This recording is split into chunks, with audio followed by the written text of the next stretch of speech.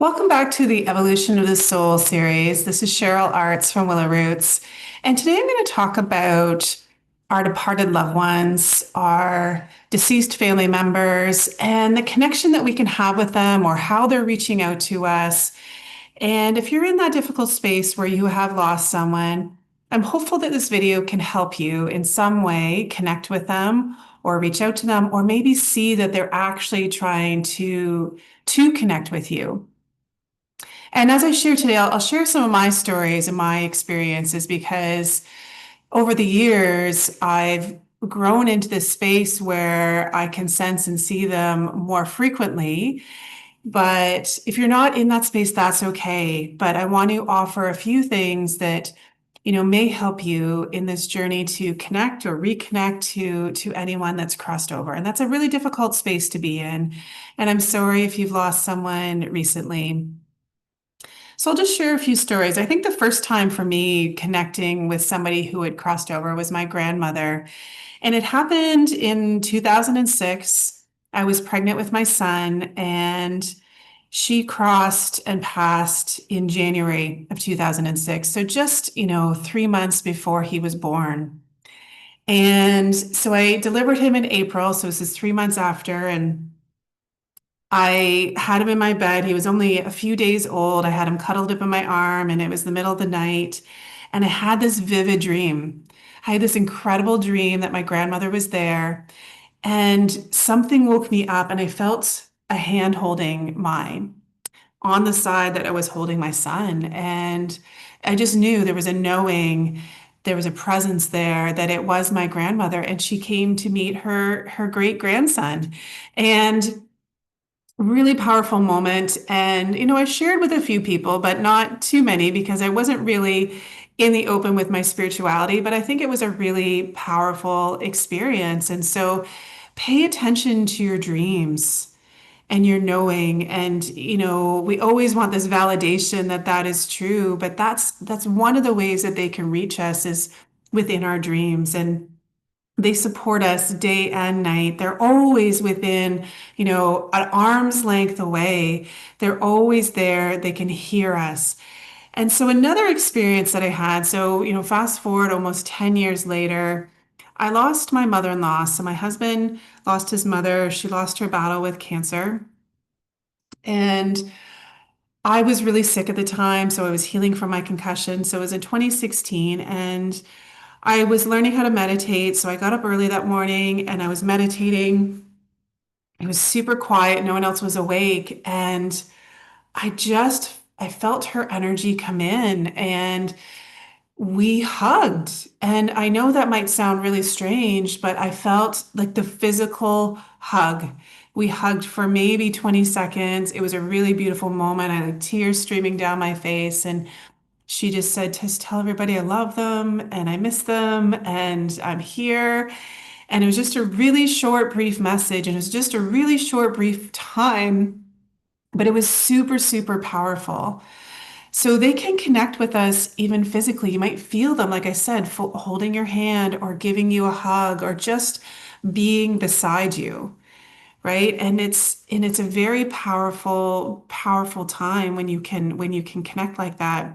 And it can be even that way for animals. But a year and a half ago, we lost our beloved Boomer, who was a German Shepherd, really sweet boy. And we were there in his final moments. He just got sick suddenly, and we lived kind of on a farm. And it was my daughter, my son, and I, and my husband was there, but I kind of sent him off on an errand to try to get a hold of a local farmer to come in and euthanize him. He was really struggling to breathe. He was in really bad shape. And so we all placed our hands on him. I encouraged my children to place our hands on him. Oh, I'm going to get emotional. And and just invite in his guardians and tell him it's okay to leave, right? Give him permission to leave. Thank him for all that he did and sent him on his way. And as soon as we did, he stopped struggling, he stopped breathing, and he transitioned. And so in my line of work, I wanted to make sure that he crossed properly because that is, that's a whole other video. but I wanted to make sure he made it to the light. And so I was checking in, and he hadn't made it. And it takes some time. It takes some time for that transition. For the more experienced spirits who have been in human form more often, it might be a little faster. So sometimes it can take time. So I think it was about 3 or 4 days, or maybe even a week or so later. Um, I woke up and I could feel him. Oh no, it was yoga. That's where it was. It was yoga. We go, do some breathing at the beginning, and I had my legs out, and I could just feel him cuddle up against my legs. And so and by the way, everyone has different intuitive senses. Mine predominantly is a feeler. So you'll see I talk about feeling him, but it was also knowing that it was him and that he was okay and that he had transitioned. So it's really good. It's great to get that validation or that comforting message that they're okay. They're okay and they're actually still with us. They're still here. And so I'll just share a few pieces here about connecting with loved ones. I had one client that lost her father pretty quickly. It happened as a heart attack, so very unexpected. And I was doing a healing session with her, and she really wanted to connect with her dad. Her mom had this relationship with him on the spirit side. She could talk to him, he would help her find things, and so she was like a little bit jealous. She wanted to have this relationship with her dad. And so we did some healing work. And what came out of it, I remember she was sitting in a chair, and he was sitting right beside her. He was actually, I could see him. He was holding her hand, and I was trying to get her to kind of tap into that. Like, can you sense him? And she couldn't sense him there. And the message I got was, even though this was probably 5 or 6 years after he had died, she really hadn't accepted his death yet. And so if you're really having a hard time processing that, then you won't be able to accept them in spirit. And so I offered her that, just saying, when you're ready, there's no rush, but when you're ready to accept the fact that he has crossed, he's there, he's available for you. And so just keeping that in mind, and that takes time. That's not instant. You need to go through the grieving process, giving yourself that space. And when you're ready, they're ready to connect with you. And so just wanted to let you know that, but they can hear you. They can hear you. So talk to them. Talk to them, talk to them, talk to them. They can hear your prayers. They can hear them. When you talk about and you listen to people's stories of near-death experiences where they're kind of hanging out or going towards the light, very powerful. I think I've talked about this in another video, is that they can hear the prayers. They can feel them, they know them, and it's powerful. And so your deceased loved one, your departed loved ones, they will feel and sense that. So just, constantly talk to them. You are never alone. I hear a lot of people who come in who are lonely in the physical plane, and that I get that.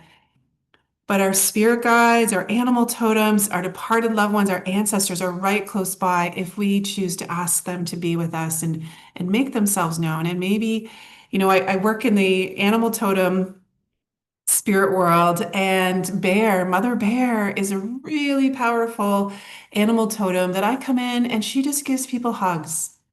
She gives you these big, beautiful bear hugs, and people feel safe and they feel loved and they feel supported. And so, if you're feeling lonely on the physical plane, inviting in your departed loved ones to be with you. I know people who've lost their spouses and can feel them laying beside them. They snuggle in bed. And so there's some really beautiful things that are possible if you allow that. They want to help you. They want to help you, but we have free will. They can't interfere. They can't interfere with our lives. But if you want them to say, look after, like, make sure they're, looking after your children, protecting them, that, you got teenagers that are driving, grandma, grandpa, can you please ensure that they're safe? Different things like that. But they can't just voluntarily, I'm sure they're looking after them and probably providing guidance, But to give that extra level, we do have free will, so we do need to ask for that. And if you're, going on a new adventure or you need to find a home, like ask the spirit world to help you sell your home, help you find a new job, help you start a new business, help you find the people that you need, help you find a teacher or a healer or whatever that is. They want to help us. So offering that. Your departed loved ones are sending signs and symbols all the time. And I'll share this really beautiful story. When my mother-in-law passed, it was a very beautiful April day, kind of unusual. We're in southwestern Ontario, so we had a really beautiful day. We were sitting outside, and her favorite color was blue. And so this beautiful big blue butterfly came. And I'll just remind, I wasn't really that spiritual at the moment, but I was paying attention. I was probably the most spiritual of those who were there. And this big, beautiful butterfly came and like I think it either went on my arm or the chair of my arm or on the arm of my chair and stayed with us for 2 hours. 2 hours. It just hung out with us. It was just there. It was present. And I think it was actually eventually on me to the point we had to go in and make supper. So I had to gently lift off the butterfly and put it on the chair. And to me, it again, a knowing that that was my mother-in-law, that she was okay, she was with us, and that was really quickly. That was within, gosh, 5, 6, 7 hours after crossing, and that doesn't always happen. So they can send messages in animals, in butterflies. Most people would talk about cardinals coming. When animals are acting like a little bit interesting, those are messengers. They're messengers in many ways, and it doesn't have to always be from your departed loved ones. And so, there's some really great books on understanding what those messages are. But for me, that butterfly that day was a symbol that she was okay and she was with us. So really beautiful. A lot of time people find dimes and like an abundance of dimes. So you have to think about the spirit world. They can't do a whole lot. Like they don't really have the opposable thumbs. They don't have that physicality, but somehow they can move dimes. Dimes are one of the smaller money pieces. So, and people know that. So dimes, when people find dimes, some people find a lot. So that can be a very, interesting symbol. When lights flicker, the radio kind of does something, or a song comes on. A lot of people hear songs. A lot of people hear songs in that. And so, really beautiful in that space. If you want to know they're around, ask for signs. Ask for signs. And sometimes they can come in the most incredible way. You can ask for a sign and they will surprise you what they're capable of. They can't physically write messages, but I was one of my friends, she was telling me that the house they bought her husband's grandfather's house and but left some machinery and they couldn't figure out how to use this one piece of machinery. I can't remember what it was, and searched the whole house for a manual. And finally she just asked, she's like, hey, so and so, like, where's the manual? And the next morning they woke up and it was beside the bed. So there is some really cool things that can happen.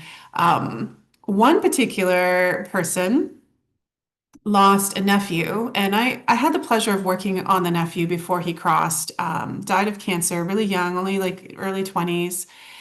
And I helped in his transition a little bit. Was thought was coming in to save him. Well, anyways, that's a whole other story. But anyway, so I had a connection with him. I had never met him in the physical plane. He was in a coma when I was working on him energetically.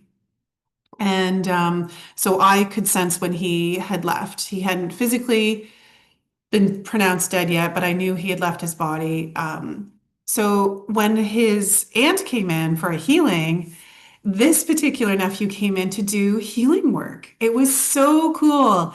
So they come in and we're doing the work together to the point like this. I'm going to say kid, but he was early, young adult, and to the point like we did like a high five afterwards energetically. So really powerful. And when I'm doing alchemical healing sessions, that I mean, not always they typically departed loved one, deceased loved ones, ancestors will come in to witness, they'll come in to hold hands. Sometimes they'll bring messages. Sometimes there's closure, especially with parents. There might be some forgiveness or typical, but in my sessions, there typically is someone that will come in, definitely support, definitely witness. Just let them know that they're there. They're there to help you. And a lot of cool things can happen. And the healing, gosh, with that particular individual and that spirit was beyond. It was really cool. And so sometimes they do help, right? A lot of times people get closure. A lot of times people get closure with that, especially if it's a miscarriage or possibly even aborted baby. So that is that's another probably video I'll do just on pregnancies and babies. But most women don't talk about that. I definitely never really know in advance, but it will come up. I often see an infant around the uterus energetically. I'll see, and so I'll start to ask some questions, which are very sensitive, but just start to ask questions to see if they've lost a little one. And they'll typically come in. And so it brings a space of closure to have some words to discuss, with the higher consciousness of that spirit and yourself. But then to see where they are, and they typically are in the arms of Mother Mary or some other relative that's looking after them on the spirit side. So really beautiful. And so just the message today is that they are close by, they can hear you, talk to them, they want to help you, ask for signs. You need to be ready. If for some reason you're unable to connect, I never make promises in alchemical healing sessions, but it is possible, because we get into a really nice heart-centered space and kind of block everything out.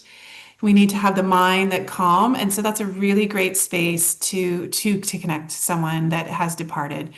And so, yeah, and so just, it's so difficult, the process, losing someone on the physical plane, but they are still with us. They are always, always with us. They're so close by and they're there just cheering you on and supporting you. And, if you didn't have a really good relationship with them on the physical plane, if you can connect to them on that higher plane, help to get to a space of forgiveness for your own healing, right? Forgive them, forgive yourself, get yourself to a space where to move on. Doesn't mean what people do is okay, but it helps you release and helps you move forward. So I hope this video and this audio was helpful today. Sending you much love, and we'll see you soon.